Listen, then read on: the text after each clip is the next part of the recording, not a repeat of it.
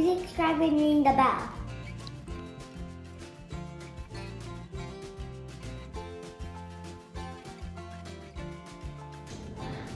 Okay, now I'm going to show you a trick that I use for layering vinyl.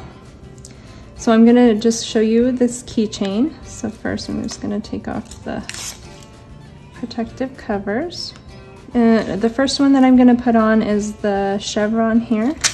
So I just have my transfer tape, and I'm going to use my lines, my grid, to help me keep it straight.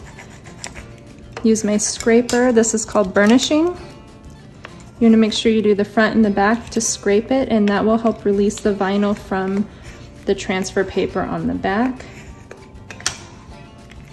And then one trick is if you start pulling it and it sticks, the easiest way to do that, to get it to stay, is if you fold it really sharp and then slowly peel back, and it kind of forces the vinyl to come off and stay on the transfer tape.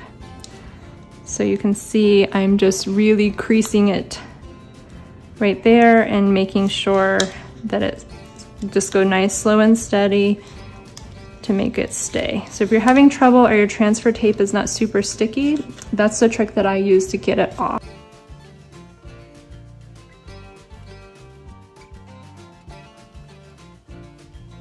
So with the parchment paper trick, what you end up doing is you leave a little section right here open so that your transfer tape and your vinyl can stick to it, and that will help you get it lined up the way that you want it.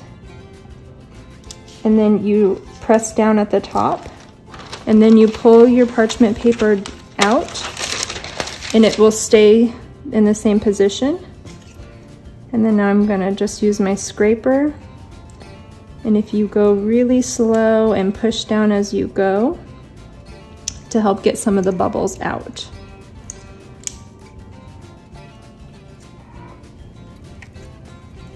You want to make sure you scrape really good, and then you slowly peel back your transfer paper, and there you go. So now for the next layer, I'm gonna put Aged to Perfection, and try to get this as straight as you can to help guide you. And I'm gonna burnish the front and the back. And again, if I do that, see, the end isn't sticking, so I'm just gonna take it and just peel it back nice and slow to try to get all of the letters to stick.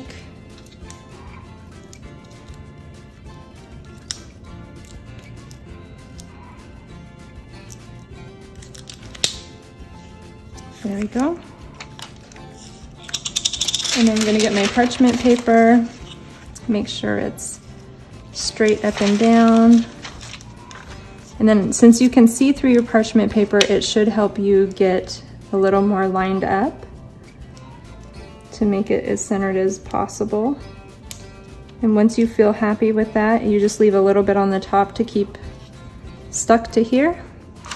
Then you pull this away, and then you're ready to press it down onto your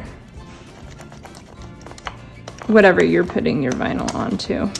So I'm gonna just go back through and make sure that all my letters have been pressed really good. And I can use the same technique as I did getting it on there, is you can just fold it really close and just slowly peel off if you're noticing that your letters are still sticking to your transfer tape. And just like the piece stayed on there.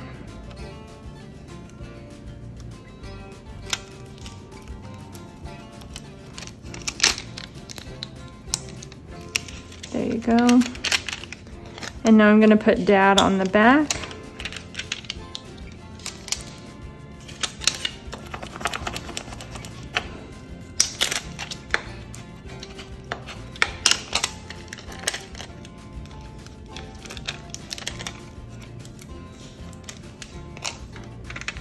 And this one I don't feel like I need the parchment paper, so I'm just gonna line it up, press it on, and peel back. So one thing to know about permanent vinyl is it takes a few days to cure. So if you do notice bubbles and it lifting, you want to make sure that you leave it alone for about 3 days, give or take, depending on what it's used for. If you notice little tiny bubbles in there, some of them will disappear on their own. If you have a bigger piece and you can notice the bigger bubbles, there's a few things you can do. One, you can take your weeding tool and you can poke a tiny hole in that bubble, and then you can smash it down to loosen it. You can also take a blow dryer, or if you have a heat gun, you can warm it up and try to work the bubbles out. But what I would recommend to start with is to use a scraper and start at one corner and just go and keep the rest lifted up and just smash it down and just go very slow to try to get all the bubbles out as best you can. But some of the bubbles will dissolve over time.